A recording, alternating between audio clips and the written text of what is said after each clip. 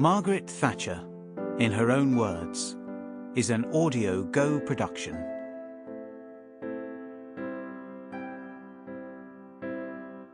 Jimmy Young, broadcast on BBC Radio 2, 19th of February, 1975. Now, as I said, it's a week since you were elected leader, and obviously a lot of thoughts must have passed through your head in that time. Looking back, I mean, what is your reaction to it all? Well, it's very strange. It seems as if I've been there for several months, judging by the amount that one's had to crush in the time. I don't think one's still come to the surface, because there has been so much to do that one hasn't really realised that the leader of the opposition is me. I think it's only me still.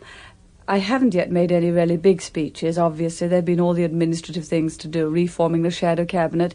And as you know, the mass media make very heavy demands on one's time. They trot along and say, "What are you doing today?" And you say, "Well, I'm receiving pressmen and doing radio programmes." And that does take up a great deal of time. Quite. Are you at all sad that it happened in the way that it happened? And do you think that it's damaged the image of the party at all? I don't think it's damaged the image of the party. I was very sorry for Mr. Heath. Obviously one would be for a person you've worked with for quite a time. And it would, in a way, have been better if, instead of contesting him in that way, we perhaps had several people running in the first ballot. It was said that I was short on foreign affairs experience. Now, in a way, that's quite right. By the time you've had the same person doing foreign affairs for nearly 10 years, obviously other people haven't had the experience of handling it. And either Alec Douglas-Hume or Ted handled it for nearly 10 years. Now, I then looked round to see how could I strengthen that side. Now, Reggie Maudling's probably had more experience of different aspects of government than any other politician living on the Conservative benches. He's done a certain amount of foreign affairs. Of course, when he was Chancellor of the Exchequer, he had contacts with many foreign countries when he was Board of Trade, and it seemed to me quite absurd to have that great reservoir of experience there and not to use it. So I said, "Reggie, will you join us again?" He said, "I'd love to, my dear." Yes, I bet he was delighted. He was delighted, and so are we. What about the people, I spoke to Peter Walker on the programme yesterday, for instance. What about the people who aren't going to play a part in the shadow cabinet, like Geoffrey Rippon and Peter Walker and Robert Carr? Well, after all, you need a lot of talent on your backbenches in Parliament, too. It's not always those who are just on the front benches. And I think that it adds greatly to the backbenches to have people on them who've had some experience of what it's like to be in office. After all, when you accept office, and I remember doing it from Harold Macmillan myself in 1961 as a parliamentary secretary, I thought then the time's going to come when I'm going to be out.